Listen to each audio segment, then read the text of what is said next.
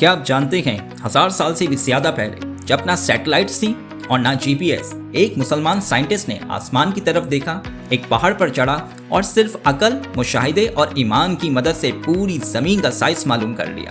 ان کا نام البرونی تھا۔ وہ اسلامی دور کے ایک عظیم سائنٹسٹ تھے۔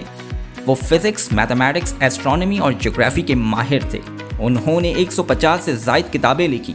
ان کے نزدیک کائنات کا ہر راز کو سمجھنا اللہ کی قربت حاصل کرنے کا ذریعہ تھا۔ ایک دن وہ آج کے موجودہ پاکستان کے ایک پہاڑ پر چڑھے۔ جی ہاں، آج کے موجودہ پاکستان کے پہاڑ پر۔ پہاڑ کی چوٹی سے انہوں نے ایک سمپل ٹول جسے ایسٹرو لیب کہتے ہیں، اس کے ذریعے ہورائزن اور پہاڑ کی بلندی کے زاویے کو ناپا یعنی میجر کیا۔ پھر میتھس اور ٹریگونومیٹری کے ذریعے زمین کا کرویچر یعنی خم کا حساب لگایا اور وہاں سے زمین کا سرکمفیرنس یعنی گہراؤ معلوم کیا۔ نتیجہ تقریباً 40,000 کلومیٹر نکلا۔ اب یہ دیکھتے ہیں کہ آج کی ماڈرن سائنس اس کے بارے میں کیا کہتی ہے۔ سرپرائزنگلی آج کی جدید سائنس کہتی ہے 40,075 کلومیٹر، یعنی صرف 1% سے بھی کم کا فرق۔ البرونی نے ثابت کیا کہ ایمان اور علم ایک دوسرے کے دشمن نہیں بلکہ ایک دوسرے کے ساتھ ہیں۔ ایک دفعہ انہوں نے کہا، خالق کی سب سے گہری حقیقت تک پہنچنے کا راستہ صرف علم سے ہو کر گزرتا ہے۔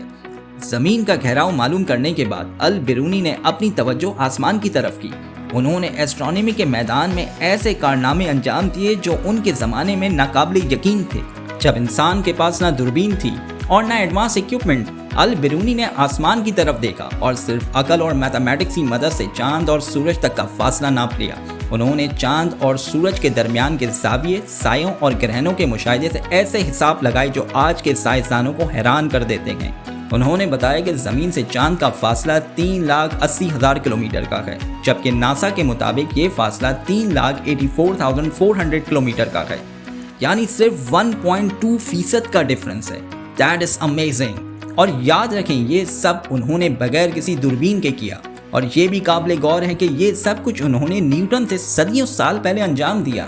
البرونی نے بتایا کہ روشنی کی رفتار آواز سے کئی زیادہ ہے نا یہ بات زبردست؟ انہوں نے یہ بھی سمجھایا کہ سورج نکلنے سے پہلے آسمان کیوں روشن ہوتا ہے، یعنی انہوں نے روشنی کے خم ایٹماسفیرک ریفریکشن کو سائنسی طور پہ سمجھایا۔ البرونی صرف ایک سائنٹسٹ نہیں تھے بلکہ یوں کہنا مناسب ہوگا He was like a one-man research institute جو میتھمیٹکس، فزکس، ایسٹرونومی اور ہسٹری کے ماسٹر تھے۔ البرونی نے نہ صرف زمین کے ریڈیس کا درست حساب لگایا بلکہ انہوں نے زمین سے چاند اور زمین سے سورج تک کے فاصلے کو معلوم کیا۔